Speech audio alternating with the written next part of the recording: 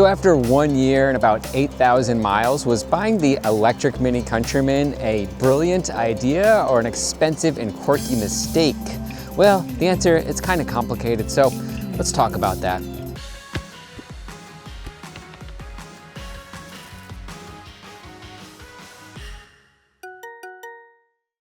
So in this review, let's talk about the real-world range, the charging costs, the reliability, the pros and cons of the U25 platform that these Countrymans are built off of, and that giant circular screen. Is it actually usable?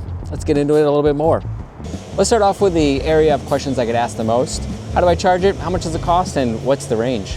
And I was nervous when I first got this car about road tripping it, but I quickly got over those fears for two reasons, really. And the first thing is the application. Now, the new Mini app integrates really well with these 4th gen Minis. The new 2-doors, the new Countrymans, does a really great job integrating with that. And on that application, you can build your trip on there so you can see ahead of time what your route's gonna look like, how long you're going to be stopped at charging stations, which charging stations, as well as what battery level you should expect when you get there. And you can make adjustments along this route, especially along the lines of how much range you want to have when you arrive at your destination. So once you have that all ready to go, you can tap that and send it to your car pretty seamlessly, and then it'll be there waiting for you the next time you go to drive. Now, the second thing that helps with range anxiety is the charging infrastructure. At least where I live in central New York and in the upstate area where I drive to and road trip to often, the charging points are becoming more and more frequent, which is really nice. And I haven't had any issues with waiting at any charging stations or anything like that. So the charging network seems to be a significantly better network than it was just a few years ago. Even just a year ago when I bought this car, I've seen new charging stations pop up. So that, combined with the app and the navigation system that really walks you through where you're gonna be charging at, has been a really big game changer in terms of range anxiety. I really don't have any with this car. And speaking of range, I've got a pretty good handle on what to expect out of the range of this car. Now, as advertised, I think it's about 212, which, let's be honest, in the modern EV world, that's not all that impressive. However, it is a giant leap compared to that first generation electric Mini from the 3rd gen. So we'll give them kudos for that. And there's also something to look forward to on the horizon. The new BMW electrification platform that they just announced a few weeks ago has a much more dense battery and a more efficient drive unit, and it's all taking up the same amount of space in the existing package, so you'll get a much better range out of it in the future. So that's something to really look forward to. But overall, I get about 200 miles of range, no problem. In the winter, drops a little bit less. In the summer, I can push that to the 220s, 230s. I've even seen 250s once in a while. So yeah, you're gonna get, as advertised, maybe even slightly better. I think Mini errs a little bit on the side of caution when it comes to its range, but yeah, get what you expect, and I've had no issues with the range on it. Now, when I do go on road trips, I do have to stop and charge it along the way. The DC fast charge network is pretty good in my area, and it's generally pretty quick. I follow the instructions along the navigation screen. It tells me where I'm gonna stop, what charging station, how long I'm gonna be there for, and actually how busy it is, how many stalls are available, and it's surprisingly accurate. And in terms of cost, generally on these road trips, you can guess $20 to $30 per stop, which is about on par with a tank of gas, so it's really not that bad. What about charging it at home? Well, I'm in a unique situation where my job is mostly from home. I don't have to go into the office, so I only have to drive 2 to 3 days a week. So I don't need to do anything more than trickle charge it on a level 1 charger. I'm just plugged into a regular 110 outlet, letting it charge at a slow rate, which is totally fine with me in my situation. Now, if you're driving more often than I am, which most people are, you're probably gonna want to get a level 2 charger installed in your house so that you can plug it into a 220 volt outlet. But for me, this works perfectly fine for my situation. And in terms of cost on the bill, I really don't see much change at all. These days, the electric bills are overinflated anyways due to the AI and data centers all over the place jacking up our electric bills, you know what I mean?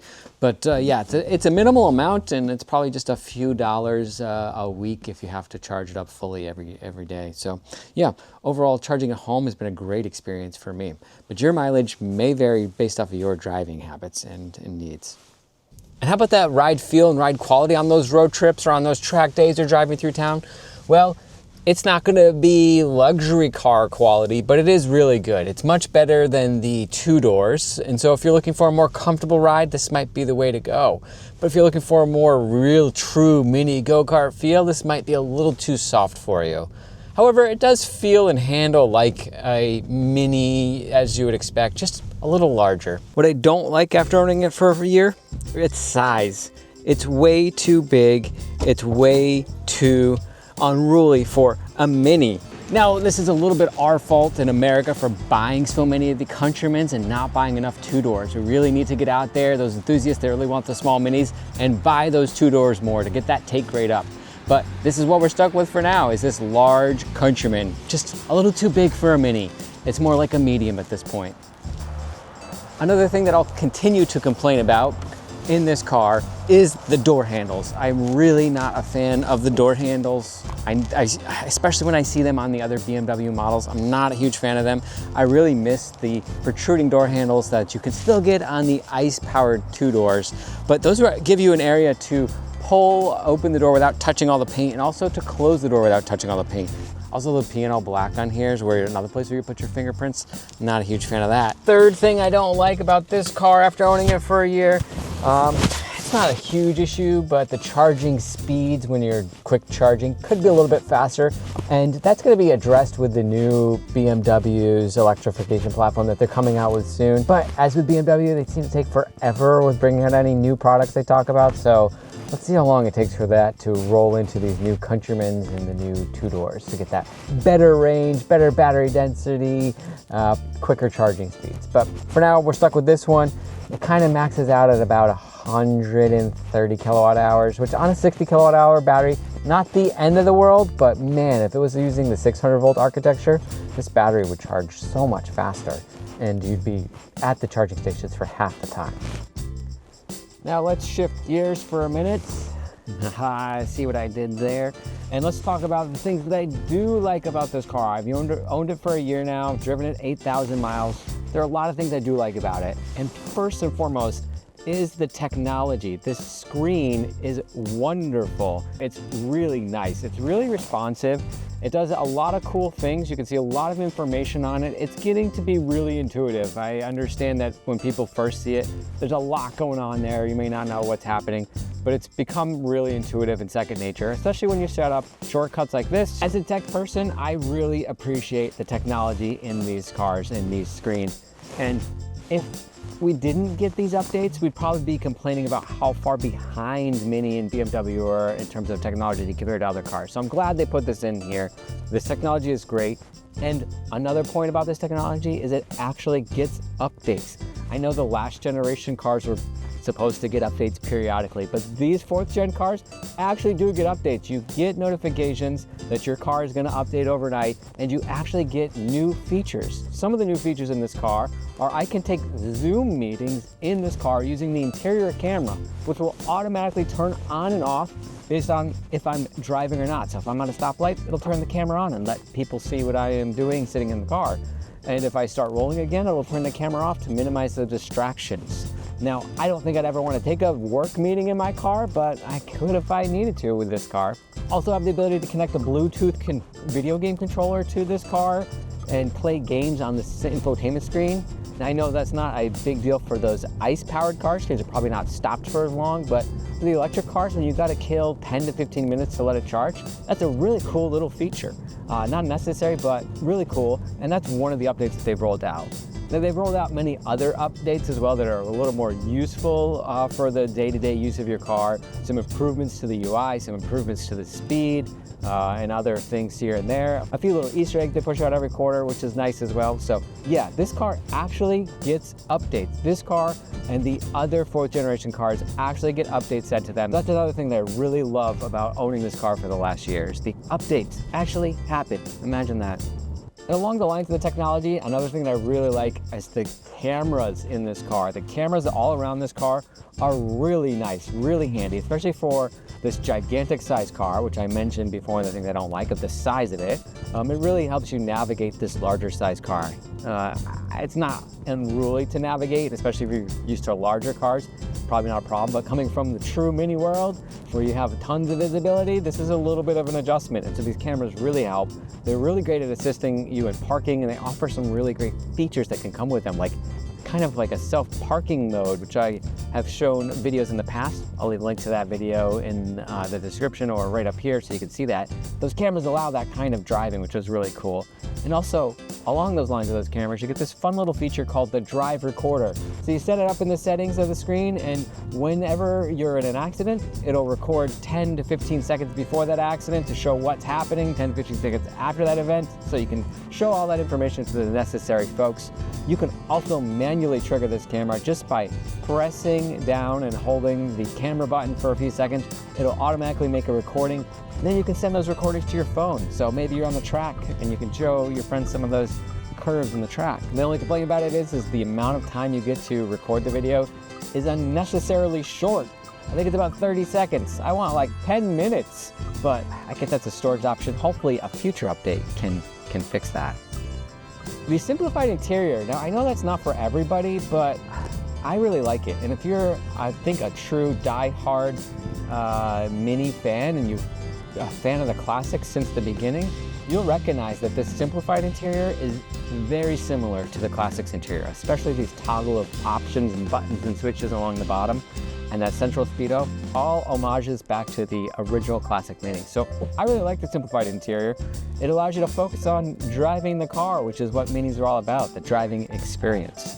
So what about build quality, reliability of these cars? So far they are top notch. They've really upped the level, kept it high from that third gen and just improved upon it a little bit. The only area of squeak that I've found on this car is actually on the outside on the black, piano black door trim, and I'm going to show you that in just a second. That's the only area I could find that was squeaky, but the rest of the car, sturdy, solid, really quiet sounding, so it's a really nice car. In terms of issues I've had with the car, the only thing I've had is a flat tire, which was a nail in the tire, which was not really anything on the car or on the brand. So it's been a super reliable car for the first 8,000 miles. What I like about this car after a year of ownership is I've driven it through the winter. I've owned it in the winter. I got it in the late fall, so my early days with it were kind of in the winter. And it does surprisingly well in the winter, like way better than it should. I have to think that has something to do with the electric motors and it being all-wheel drive, but it did phenomenal in the winter. And this higher ground clearance, now that it's taller, probably makes a bit of a difference as well. But the electronics and the computers and the smarts going through, making sure that you're not losing grip, I think are very good and keep this car well planted in those snowy conditions. So yeah, winter driving, phenomenal.